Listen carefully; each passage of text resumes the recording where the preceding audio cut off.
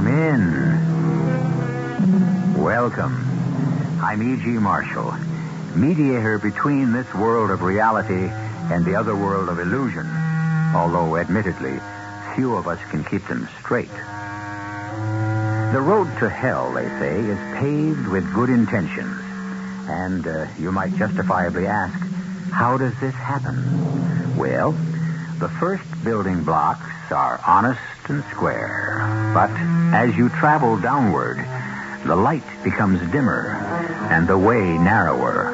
And before you know it, that fine line between good and evil is lost in the darkness. And although you begin by reaching for a star, you end up by falling into the pit. Our mystery drama, Party Girl, was written especially for the Mystery Theater by Sam Dan and stars Mason Adams. It is sponsored in part by Anheuser-Busch Incorporated, Brewers of Budweiser, and your Singer Sewing Center. I'll be back shortly with Act One.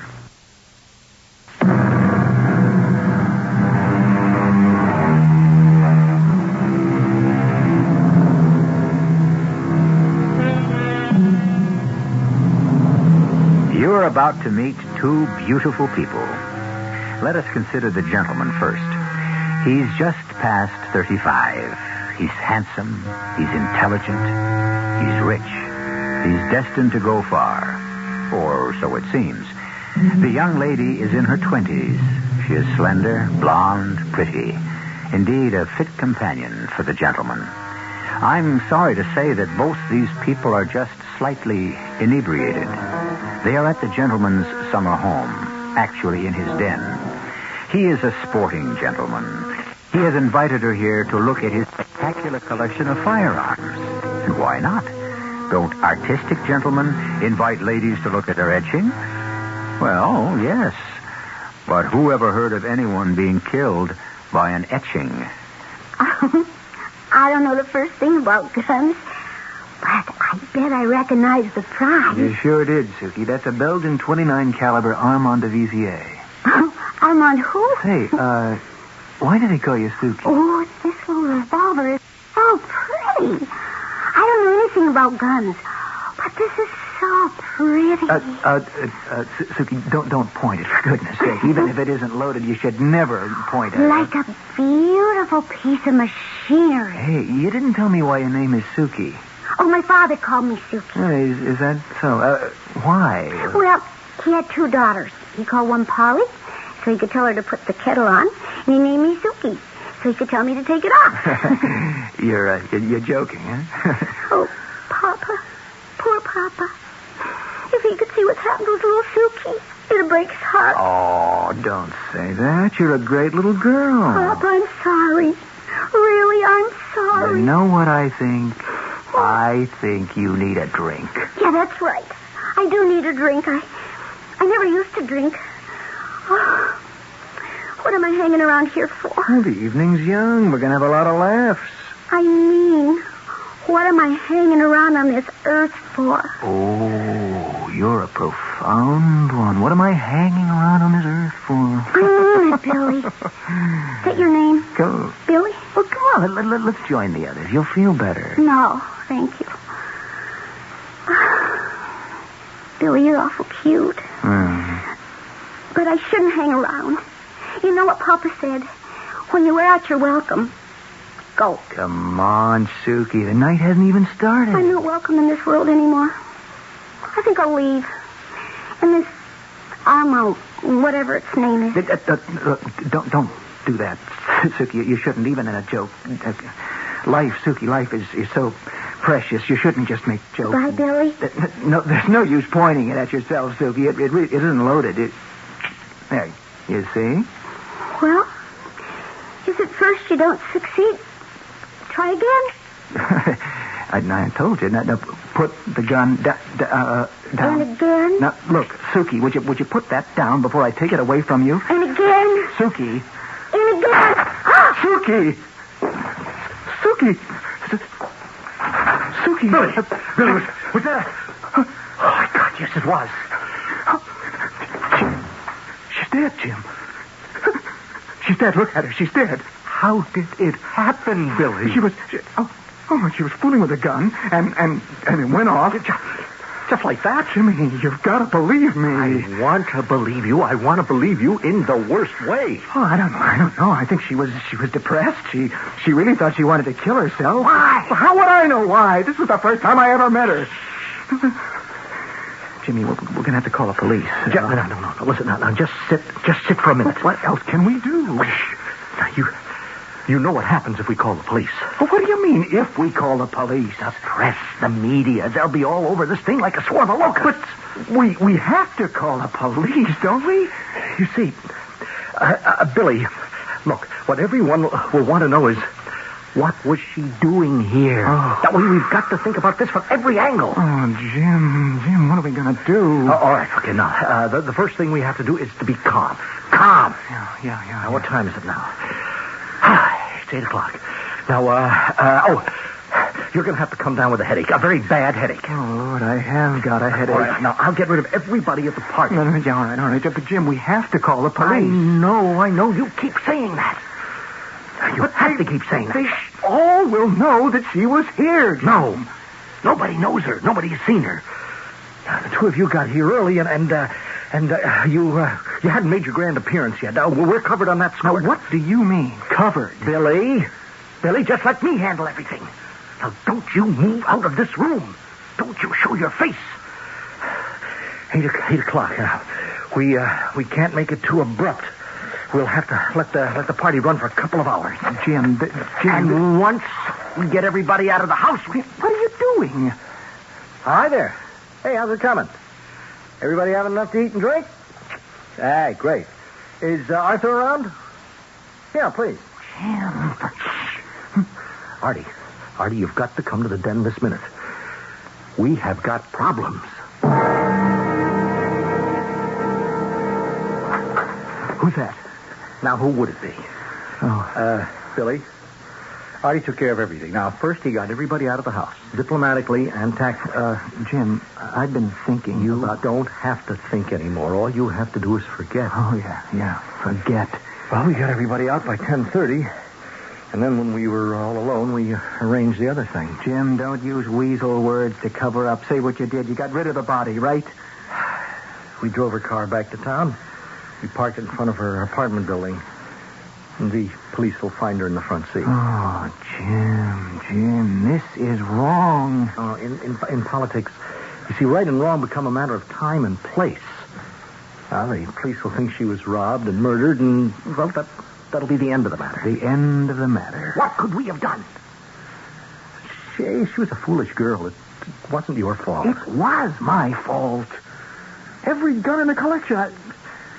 I'm so careful to make sure that they're empty. But there was a live round in one of the chambers of the Armand de Vizier. All right, but she was a girl who wanted to kill herself. What I'm not facing up to is the other thing. What other thing? Why did I bring her here in the first place? Oh, you know why. You needed her.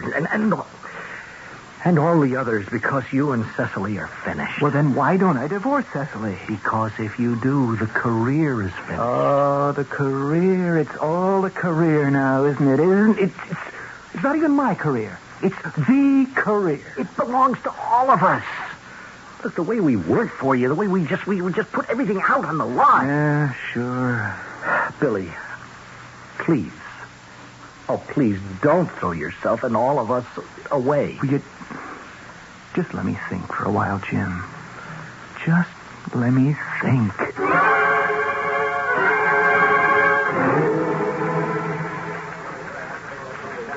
Here we had a homicide last night. You got the report, Ben? Girl, Captain 25, name of Suki Prentice. A model. Was she a model, or are you being kind to her? She was found sitting behind the driver's seat in her car, a blue two-door Reliance sedan, which was parked in front of her apartment building at 334 West Palmer. Shot once in the right temple. 29 caliber bullet. 29 caliber. Funny caliber. I wouldn't use the word funny, but I agree. Time of death said at 8 p.m. Body discovered by foot patrolman at 12:18 a.m. Anybody hear anything? Nope. And nobody saw anything. It's a very quiet residential neighborhood. Motive? Apparent motive, robbery. Purse was lying beside her, open and empty. No money inside. Markings on fingers and wrists show evidence of her having worn jewelry. Yeah, so it was robbery. Well, why do you say apparent motive? How does this one look to you, Captain? Well, I think the report says it. She pulled up in front of her house. Some hood happens by and sticks her up. Maybe she panics or, well, maybe he's a psycho and he kills her. But you don't think so, I can tell. All right, what bothers you? The report says she slumped behind the wheel of the car, but the bullet wound is in the right temple. Now, it should be in the left temple. What did the killer do? Reach all the way around inside? Well, maybe she turned her head. Well, she'd have to be a contortionist. Yeah. Well, spend a while on it. I don't know what you can do besides ring doorbells and ask if anyone saw something. It could be a career in itself. Something else bothers me. Where was the cop on the beat?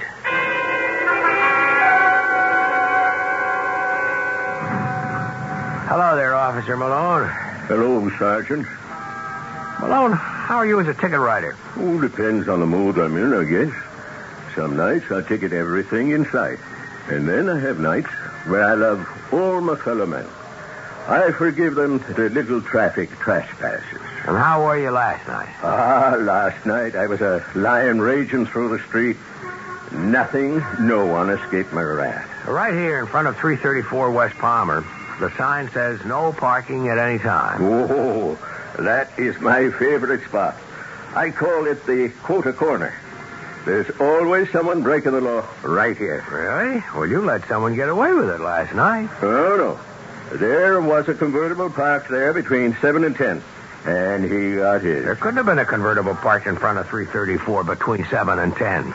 What are you telling me? I know who I tagged. Because at 8 o'clock, a Miss Suki Prentice was shot to death there in her car. And she wasn't spotted till after midnight when your relief man took over. No. So the fact is, you didn't even walk this part of the beat for the 4 hours between 8 and 12. Now, a little bit of cooping on the beat might be okay, but you must have had yourself a slumber party. Sergeant Kravich, I put in a full 8 hours. I patrol every square foot of that beat. Not only did you not ticket a car that was illegally parked, but you didn't even notice that a woman was slumped over the wheel dead. Now, you better listen to this, Sergeant. At 7 p.m., I'm in front of 334. Okay? A blue NMC convertible is illegally parked. I ride him up. I pass by once an hour. He's still there at 8, at 9, at 10. At 11, he's gone, and the spot is empty. So I don't know anything about your two-door sedan with a dead dame in it. But that's impossible. You want to see my duplicates? Go on down to headquarters. I turned them in this morning. She wasn't killed in front of the house, Captain. She was killed somewhere else. Okay, Ben. That much is obvious. Well, this becomes another kind of crime. It's no longer some hood who spots a mark and moves in. It's something else. What? Well, it means it's a killing with a texture. Come on, Ben. Now, what are you trying to say? It has a story. It has complications. Somebody had to figure out certain moves. Okay. Why was her body brought back to her house? To get it away from the spot where she'd been shot. Far away. Because if we find out where she was killed, we know who killed her. All right, then you get to work, Ben. I will, after lunch. I never knew you to stop for lunch when you were hot on the case. Well, this is a very special lunch. An old college friend of mine is in town. Has a summer house upstate. Hey, how come you never got rich? He may be rich, but he's a great guy. You know him. How would I know him? Well, you know of him. He's Congressman Bill Anderson, who's probably going to be the next governor of the state.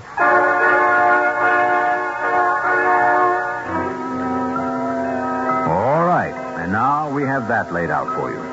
Bill Anderson and Benny Craddock, two boys who, through an accident of fate, became friends, and through another accident will become adversaries. Perhaps unconscious adversaries would be more accurate. Well, you make sure you stay conscious, because I shall return in just a few moments with Act 2. Isn't it nice to know you're free? To see the things you want to see. To touch the heights you dare to reach. To know you're all that you can be. In Ben, a free spirit department, Buick's midsize 1976 Century has a lot going for it. Efficient size, lots of room, neat things like that. But Century offers bonuses. It's a Buick, remember, which says one heck of a lot about how nicely it takes care of you. And Century does something for the sake of efficiency that no other American midsize car does. It comes with a V6 engine, and a Buick V6 at that. Century, the spirit will move you. Buick on the wings of the wind. How it's gonna be your spirit free. Now this word from WPIX-TV. When I started out, I'm sure there were an awful lot of men poking each other in the ribs, elbow pokers. You're listening to Pat Harper, anchorwoman on the Channel 11 10 o'clock news. I think men are trying really hard to go along with everything that we're asking them to go along with, but I still think there are elbow pokers. Channel 11's Pat Harper, anchorwoman, newswoman. But I've done hard news on the scene since 1962. Well, she wades in where normal people fear to tread. That's Joe Harper, anchor man on the Channel 11 10 o'clock news. I've got 28 years in the business. Without being braggadocious, I think Patty knows something about the business. Out of the studio, on the street, we talk about the business. We live and breathe it. It isn't just a job that ends when you're off the air. Joe Harper and Pat Harper. Anchorman and anchorwoman. On the Channel 11 news at 10 o'clock. Let's hear it from Martin Payne.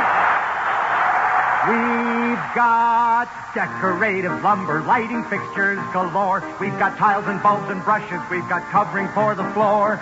Rollers, paints, and spackles, walls covering till you'll faint. Martin's Home Decorating Centers. It ain't just paint. Now through Tuesday, it's Martin's 50% off paint sale. Pay only half price for a special selection of Martin's inside and outside paint, porch and deck paints, enamels. All 50% off regular low prices. Buy Armstrong Place and Press tiles, now 33 cents each. All vinyl wall coverings in stock, second roll for $1.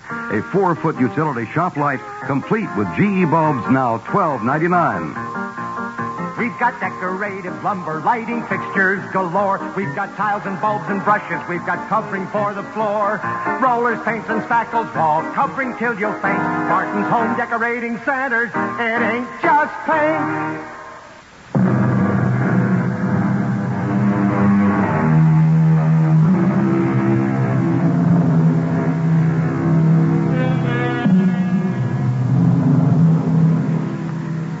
She was a party girl, and since a term like that can be defined in many ways, you can define it to suit yourself.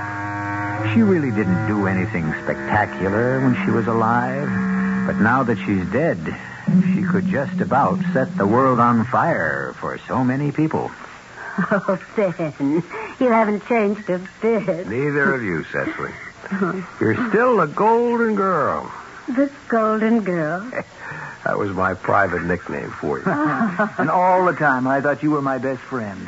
Now it can be told I was madly in love with Cecily. Were you? I was madly in love with both of you. And I decided I'd marry the one who asked me first. You know, I can't believe that the three of us are sitting here just the way it used to be so many years ago. Bill, I read this stuff that Ben wrote, and I think it is sensational. What's he talking about, Billy? Your master's thesis on crime, Ben. Who in his right mind would be interested Well, in... Ben, I invited you here on business. Well, if you menfolk are going to talk business, Ben, now that you know the way, don't be a stranger. Darling, don't forget the concert tonight. Of course not. And give the old man a kiss before you go. Mm. And it'll hold me for a while. See you soon, I hope, Ben. Now, what is this about business and my master's thesis? Ben, I want you to join me. Join you? Billy has got to be the logical candidate for governor, Benny. Now, he's the fresh, new, dynamic face the people demand. And I want you to do a position paper on crime for me. It's one of the biggest issues. You want me to do... You really have something to say. You don't yell, bash their skulls in. On the other hand, you don't insist they're all poor, misunderstood victims of society. Well, I'm flattered. Join me. Take a sabbatical from the department. I'm tempted. But I just started a case. Well, couldn't someone else take it over? I wouldn't feel right. Why not? I may be wrong, but I have an idea that unless I push this case, it might get sloughed over. That tells us something about the police department, doesn't it? Oh, yes. Tells us we're undermanned, overworked, undertrained in things that really matter. So much clamors for attention. So many things keep happening. Oh, what kind of case is it, Ben? A girl was found murdered last night. Oh? Just a girl. Her name was Suki Prentice. Yes, I believe I heard it on the news this morning. Wasn't she killed by a hoodlum in front of her house? No, she was not killed in front of her house. She wasn't? She could have been. She was shot at 8 p.m. At that exact time, another car was parked in the space. Oh? How do you know this, Ben? The cop on the beat had ticketed another car for being parked there illegally. But Ben, it's only one murder. Now, what Billy is asking you to do is to work on the big picture. I understand. But this girl's entitled to justice. Sure. But is it more important to work on this one single solitary situation or to devote yourself to the entire system? The system is only as important as any individual. Well, Billy's offering you an opportunity to make an impact. This girl needs me. And I'm the only friend she has in the world. Well, what are you talking about? Did you know her? No, but she's dead. And she has become a problem. Everybody wants to be rid of her. She really wasn't very important. Actually, if you want to eliminate euphemisms, she was a prostitute. Why should she use up the money and manpower of the police force? Especially since we have very little real chance of cracking the case anyway. I think you've just stated the reason for dropping the case and coming to work with us, Ben. If we refuse to give this girl justice because it is awkward or difficult or more convenient to work on other things, then there is no justice. Somebody has to be on her side. Ben, I really need you. I want to be a part of it, Billy. Just let me wind up this case. I want us to be in touch. Sure. Sure, we still want to be able to pick your brains, Ben. So, how about lunch on Friday? Huh? Yeah, if I'm not held up. Well, it was good meeting you, Jim. I'll see you, Billy. I think I can find my way out. Jim. Hold it. What are we going to do, Jim? Just don't worry, Billy. We're taking care of it. Jim, I've got a conscience. And you've got to learn to live with it. No, I don't think I can live with this. There's the welfare of the whole state, Billy. You're the best qualified man. Now, are you going to throw it away for some dumb little hooker? Don't say that. Oh, come on. We've worked too long and too hard. You are a sensitive guy, and maybe you need these moments to search your soul. But snap out of it. Let's move onward and upward.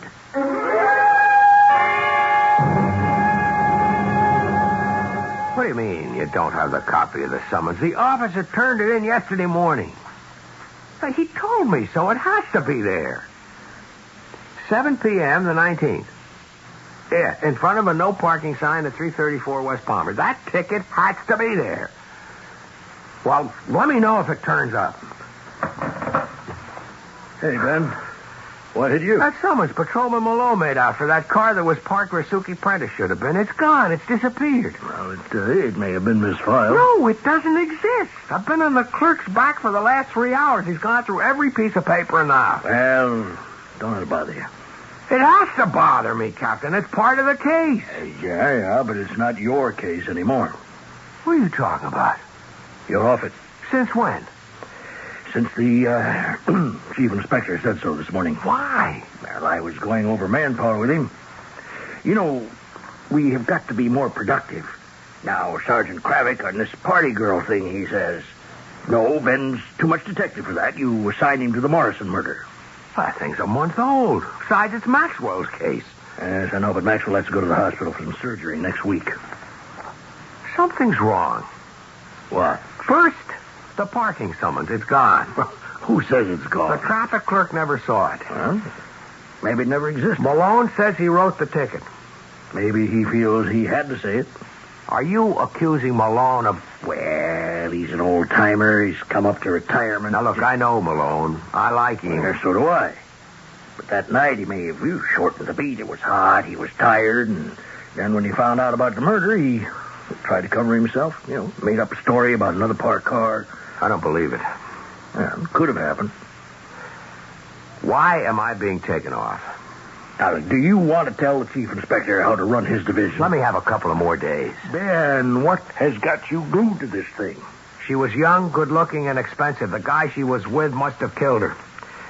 Where's your evidence? Because only rich and important guys could afford her. Mm-hmm.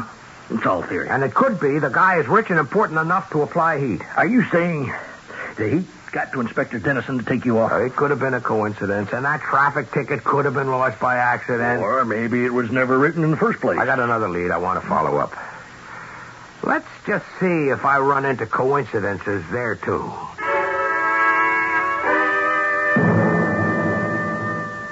How are things coming on the murder case, Ben? I may have a break. She must have been out with some man that night, and he killed her. Is that the latest police theory on the case? It's all I have to go on so far. Well, what's your lead? I didn't think you'd be interested in the grubby details of some tawdry little murder.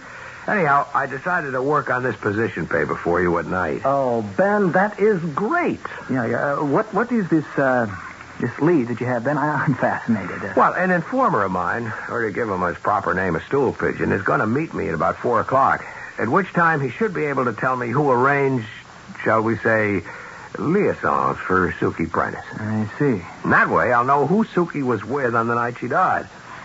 Now, about society's attitudes towards criminals. Look, this is between you two eggheads. I have practical matters to arrange for. It's good seeing you again, Benny. Sure, Jim. Now, what was I telling you, Billy?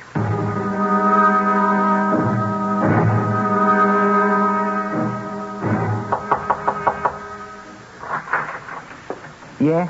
Police. Police, I see, police, yeah. What's your name? Jojo, what can I do for you? Jojo, I'm looking for Big Margie. She ain't here.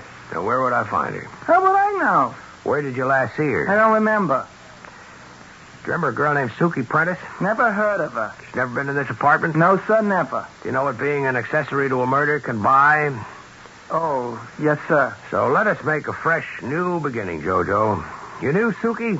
Yeah, she'd come around. I mean, Margie would book jobs for her. And the night she died, did Margie arrange that one? Well, you'd have to ask Margie. Where's Margie? Well, Jojo, you tell me or you'll talk down at headquarters.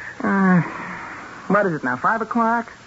Well, maybe about 1:30. The bell rings. A couple of guys come in, very well-dressed guys, and I figure there were a couple of Johns. You see what I mean? And I don't pay them no attention. So I'm watching the ball game on TV, and they're talking to Margie, and I hear her say, all that money.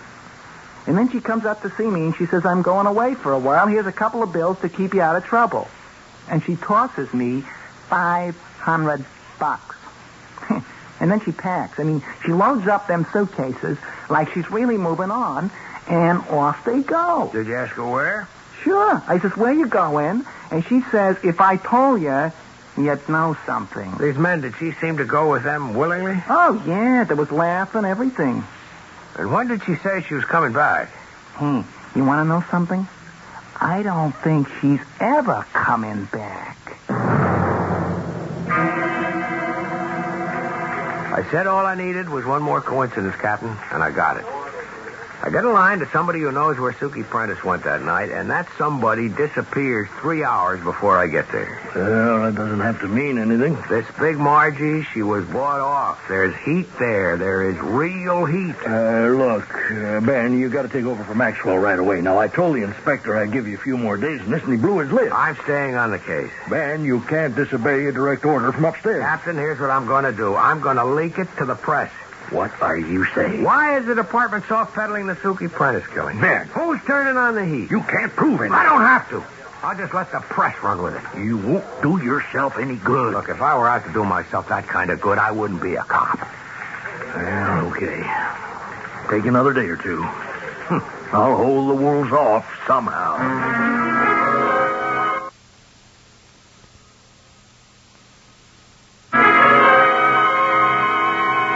Ben, I've turned some of your material over to my speechwriters. They say it is sensational. Glad I can help out, Billy. You deserve recognition. Recognition. But paralyzed to many people, you become part of an establishment. Well, I've got to run. Hey, stick around. We'll have a few laughs. Like old times. Not the same kind of laugh. Sure. Sure. Yeah. What? How about Cecily? That's all over. We just maintain the appearance. What? You and Cecily?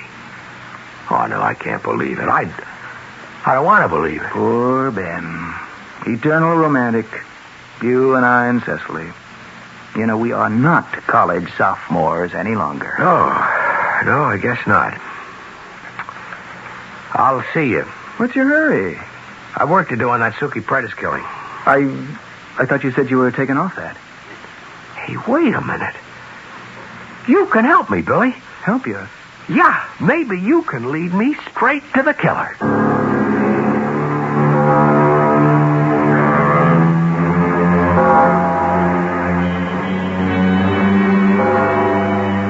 And he could do it, too.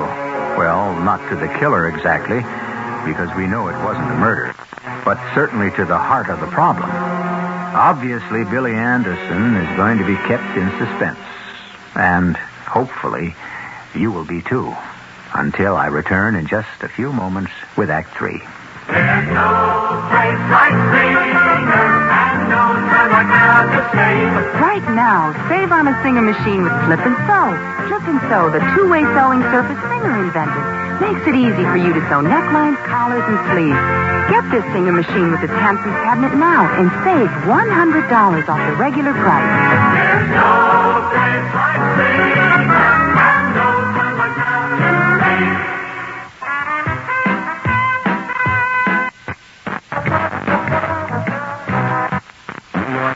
The 1890s. Mr. Louis Sherry's New York, a city of elegance. If J.P. Morgan wanted to dine in the style to which he was accustomed, he'd go to Mr. Louis Sherry's celebrated restaurant. Good evening, sir. The highlight of dinner at Sherry's was the ice cream dessert. Louis Sherry's ice cream still has that old-fashioned flavor, yet none of today's additives. It's made only from real cream, milk, pure cane sugar, egg yolks, natural flavor, no artificial anything. You'll see that we haven't lost our taste for old-fashioned elegance.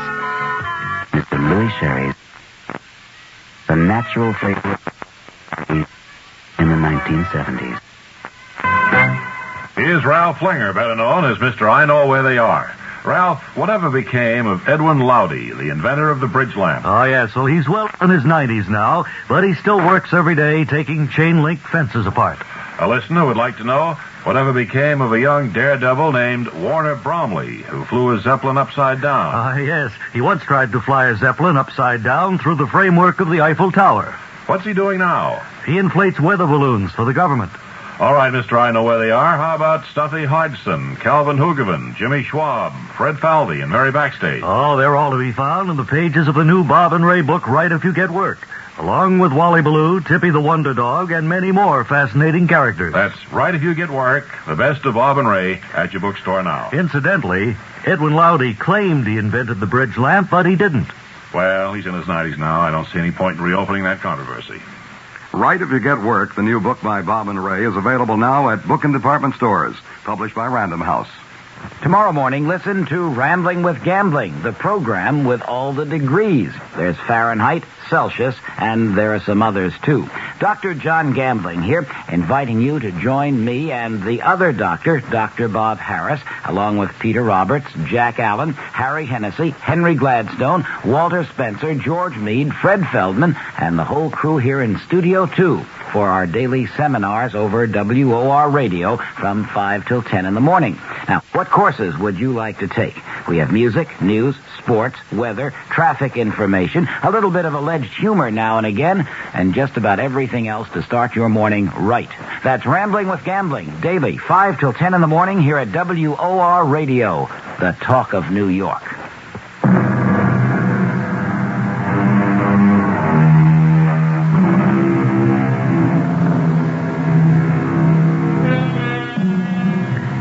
What is the basic difference between a lie and the truth?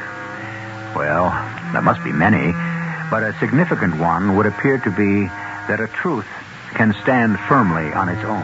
A lie needs constant support and nourishment. You can tell the truth and let it go at that, but a lie will continue to make demands of you for as long as both of you live. Ben, how could I possibly help you with this murder case? I should have thought of you at the very beginning. Me? Of course, Billy. You've always been interested in guns, haven't you? Yes. Sure. Now, this girl, Suki Prentice, she was killed by an unusual caliber bullet. She was? Yeah, a 29 caliber. 29? I told you it was unusual. Now, who would make a 29 caliber handgun? Who? Have you ever heard of one? I'm not sure. It's not your ordinary weapon, would you say so? Yes, I would say so. Hey, Billy, I hope I'm not imposing. No. Go ahead if I can help in any way. Now, here's what I know so far. I know that I've got a high-priced party girl. She must have been killed by the guy that she was with. An unusual caliber gun. Probably a custom-made weapon. Expensive, but so what? Her guy is rich. You seem to see it so clearly. Well, he has to be very rich, very well placed. I told you about all the heat I'm getting. I don't want to bother you or bore you with more of this. No. I'm fascinated. How do you plan to move ahead now? Well, I've got a request out for information. Who makes a 29 caliber? And when I get the answer, I may be able to trace the gun. That's pretty smart. Yeah, it's just routine police work. Well, Billy, I'll see you. You sure you can't stay around, Ben? I can't get over it. Can't get over what? I can't get over you and Cecily. Guess it's just one of those things. It can't be. I'm sure that the two of you... We're happy, Ben. We found a way of life that suits us. Yeah. Could you finish the paper for me this week?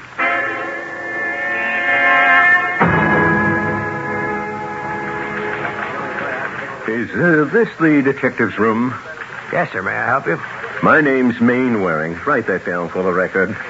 Mainwaring.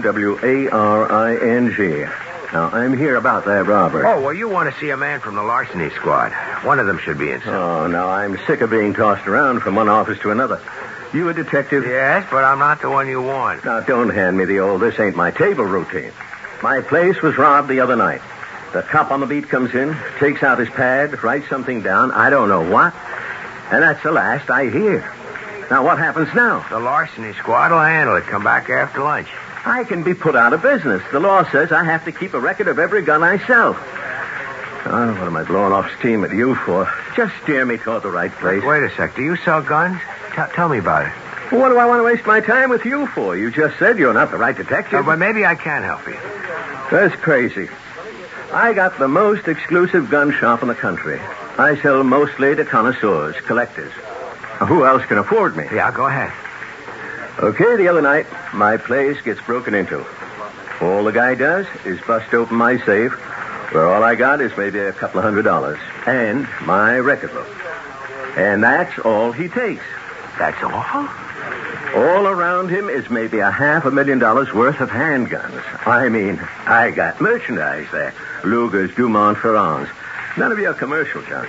Every weapon is custom made. And all of this is untouched? All he takes is the couple of dollars and my record book. The book the law says I have to keep on who buys what. Well, now, why would anyone want to steal that book? It beats me. You know what I got in that shop? I got the most expensive revolver ever made. The 29 caliber Armand de Vizier. The what caliber?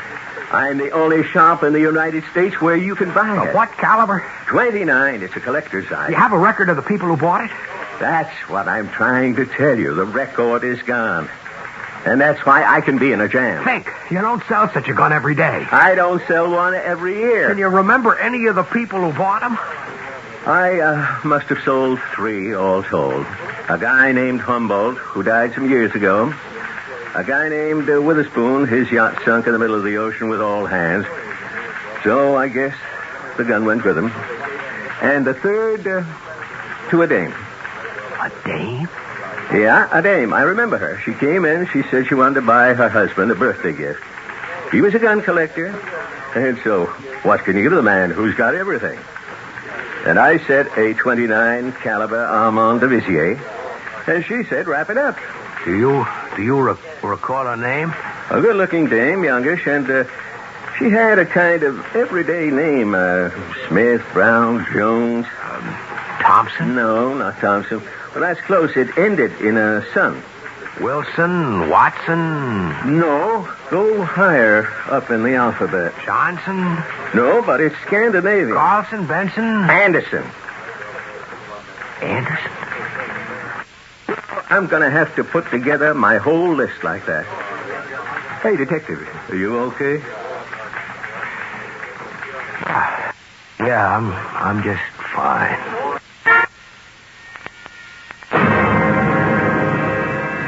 Ian. May I come in, Cecily? Of course. Billy's tied up with Jim or Artie or somebody. I wanted to see you. Me.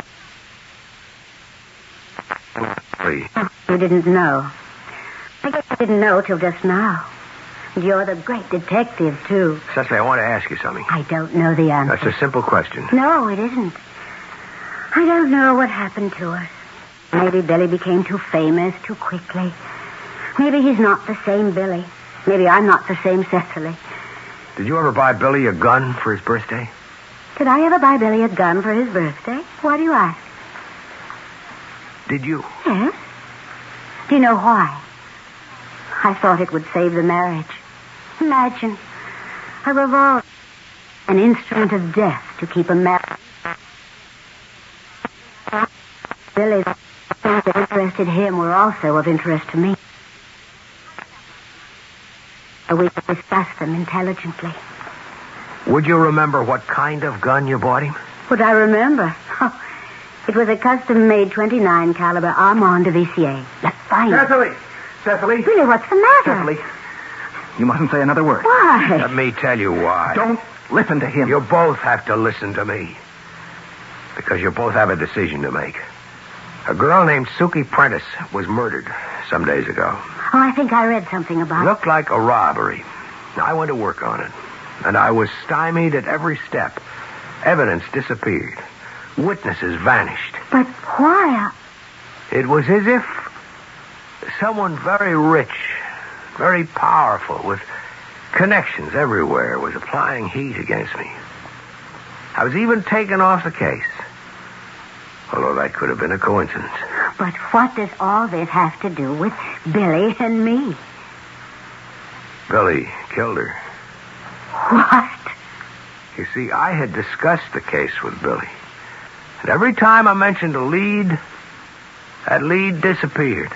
Ben, are you sure you're all right? Don't look at me. Look at Billy. Ask Billy here if he's all right. I don't understand. You have accused Billy of murder. Where is your evidence, your proof? I don't have any. Ben, this is monstrous. You, our dear friend, the oldest friend we have. Is this what politics can do? Have you been bought off? As of this moment, nothing exists to tie Billy into it.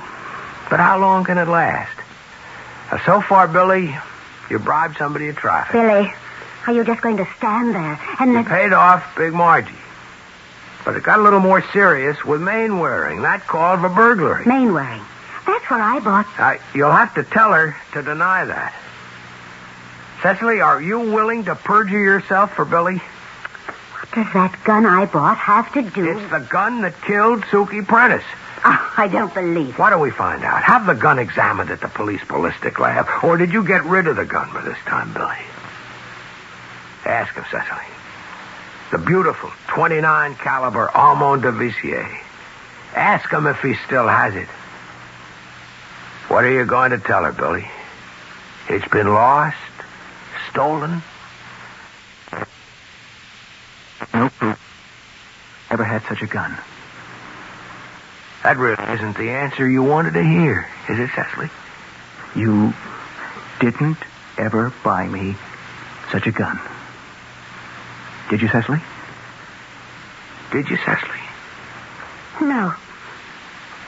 I could expect you to do nothing less, Cecily. You love him. But she's the least of your problems, Billy. You bribed somebody at traffic. He's a rotten apple in the barrel. How do you know he won't start becoming more curious? He doesn't know anything. How about Big Margie? She knows everything. Why should she stay bought? You lay golden eggs. What she knows is worth millions. Or how do you know she won't get loaded one night and shoot her mouth off? Billy, don't lose your cool. There is no evidence. And now the party's complete. Here's good, true, and faithful Jim. You can't prove a word of this. From now on, Jim will take care of everything. Your hands will never be dirty, Billy. Jim is already gone from bribery to burglary. He can also arrange for murder. And it's all being done for you. Did King Henry II kill Becket? No. He only said, who will rid me of this meddlesome priest? All of you have enough Jims and Arties. Ben, listen. I tell you, you are in the clear. Ben, believe me. What do you want me to believe? I didn't kill her. It's a lie. It's the truth. She killed herself. Billy. She was down, you know? And, well... Do you realize what you are saying, Billy? Yes. Yes, Jim, I'm sorry. Now, maybe her life was getting a little too much for her, but somehow I left a live round in the chamber, and she pulled the trigger. That's the way it happened. Yeah. Ben, what good will it do to expose this? Don't you understand? The state needs him. He is the best man. He was a week ago.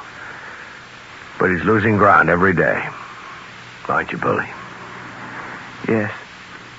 You want to get out now, Billy, before you have to get in deeper? Will you come with me, Cecily? Yes. Why don't the three of us go downtown? You're crazy. That's right, Jim. He is. But you have to be crazy. How else can you hope to save your soul?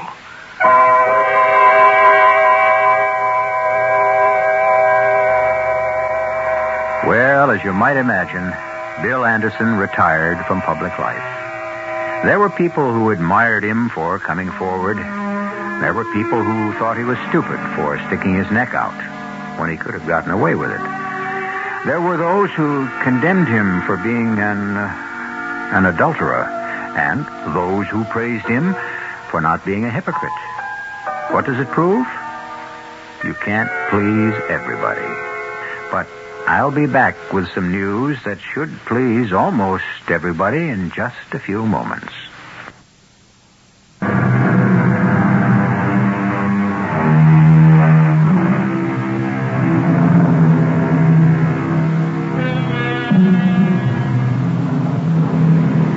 There are those who say history is shaped by inexorable forces that grind their relentless way, despite our best efforts to shape them. There are those who say history is made by unpredictable, random accidents. Suki Prentice, a young lady of the night.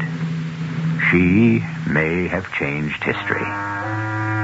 Nothing changes here, though. 7 times each week, we bring you the best in mystery, terror, suspense, and the macabre. Our cast included Mason Adams, Russell Horton, Evie Juster, Earl Hammond, and Dan Ocko. The entire production was under the direction of Hyman Brown. Radio Mystery Theater was sponsored in part by Buick Motor Division. This is E.G. Marshall inviting you to return to our Mystery Theater for another adventure in the macabre. Until next time, pleasant dreams. You've been listening to the OTR Gold Network. Find more classic radio at otrgold.com.